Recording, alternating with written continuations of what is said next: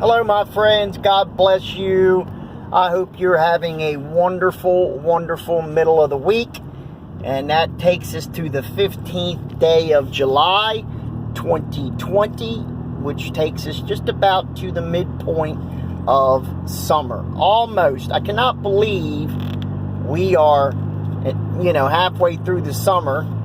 Seems like it wasn't that long back that I was in Ibiza, Spain, on that beautiful island. I did a video from there. It's on my channel. If you scroll up, you'll see it. With my beautiful, beautiful woman.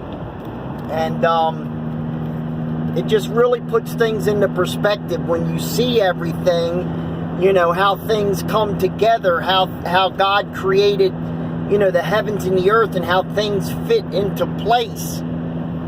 But sadly, man comes along and destroys all that.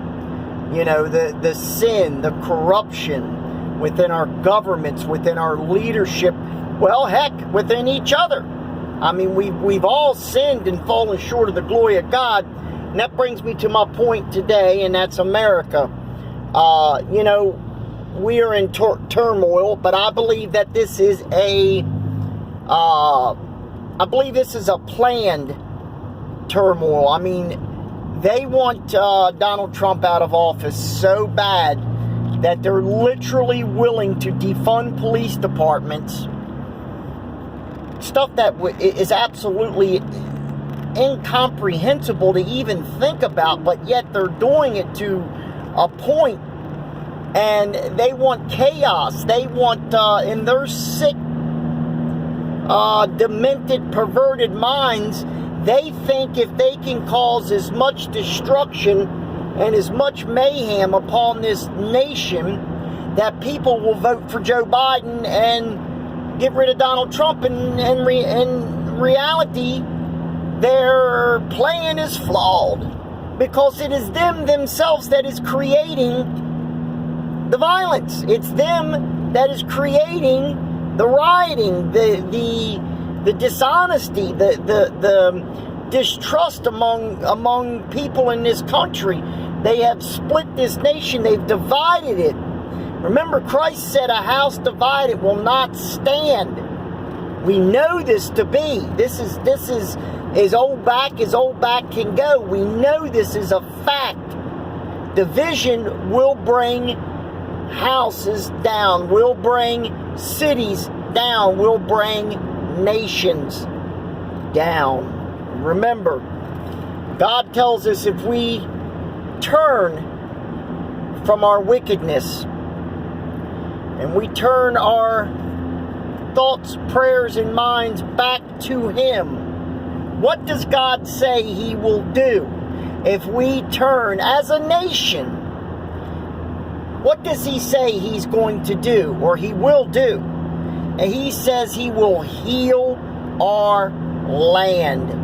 If we turn from our wickedness, my friends, and if you don't think what's going on in them streets, if you don't think that lawlessness and that godlessness that is happening is not wicked, then I don't know what explanation what definition of wickedness you would have. For me, that's wicked. America, since 1973, has murdered 60 million infants in the womb. 60 million. You don't think that's not wickedness? You don't think that God is not, do you think God is happy with America? I mean, we have every type of abomination, every type of perversion being crammed down our throats, being made to accept things that go directly against God's word. And we're being forced to accept it. Or we're outcast. We're labeled. I don't even want to say it, because we've heard it so many times. We're labeled. All because we want to follow God's word. Yes, my friends, this is a wicked nation. And yes, God can heal this nation. You know, for as far back as I can remember and before that, people has tried everything possible to calm people. When discourse and people get agitated and violence erupts in the streets, our so-called elected leaders try everything they can to please the people. I mean, they bend to the will. Look what in Seattle. Let them people take over a section of the city, and them poor businesses were just out of luck.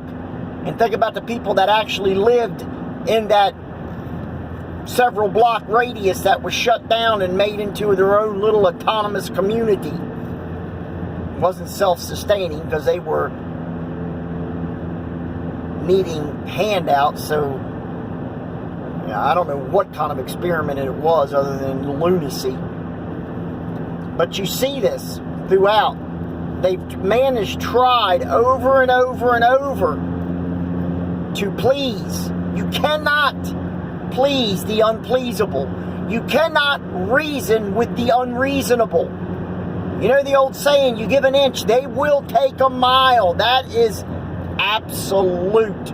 America has tried every single thing possible except turn back to God. And God tells us clearly what He will do. He will heal this land. But this nation on par refuses to do so. Now, not everybody, because we still have a strong evangelical Christian base in this nation, and it's wonderful. And I'm thankful, absolutely thankful we have that in this nation still. Might have been dwindling over the last few decades, but we still have a pretty decent sized base. But it's not enough, because if it was enough, God would heal the land. It's not enough. We have too much wickedness, too much violence, too much hatred, too much finger pointing going in every direction. Instead of pointing your finger at somebody over there, why don't you point the finger back at yourself for spewing the hatred and the bigotry in the first place? You love these groups, love calling everybody racist, love labeling vast majority of Americans, big swaths, they just take a brush and racism. They're racist. Now you're hearing that word systemic racism. Instead, why don't you point the finger back at yourself for spewing hatred? I see these groups that want to compare big groups of people in this country to the KKK. And if you step back objectively and look, they're no different. They hate people because of the color of their skin. It's as simple as that. That's what they do. Look at that poor woman that, in their eyes, had the sheer audacity to say all lives matter. Look what happened to her. They shot her in the head. And you know what? All lives do matter. Not just African American or Asian or Latino American or Caucasian or any other you want to think of. God made man in His image. We are all equal. If you cut your finger, we all bleed the same. It's all blood. It all pumps through a heart. Our air goes through a pulmonary system, our lungs. God made us all. It's a perfect working machine that He put together with inside our bodies. But it's man, as I said at the very beginning of this video, it's man that corrupts. It's man that sins, that turns good into wickedness for greed, for fame, fortune, whatever. I mean, there's a myriad of different things people do things for. But you see all this going on today, and I'm going to close with this. You see all this going today, instead of people taking responsibility and standing up and turning back to God, the one that directly tells you straight up what He will do if you turn back to Him. He tells you plainly, I will heal your land. I mean, you can't get any more plainer than that, if that's such a word as plainer. I don't think that's a word, but you can't get any more straightforward of an answer than that. Now, it's up to America to do it. At this point in time, do I see it occurring?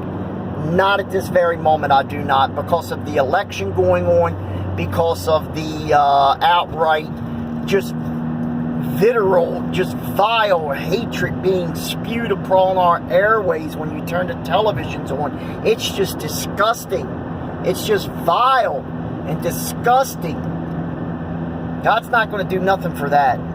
He's going to set back. If America doesn't do something, he's going to set back and we will destroy ourselves.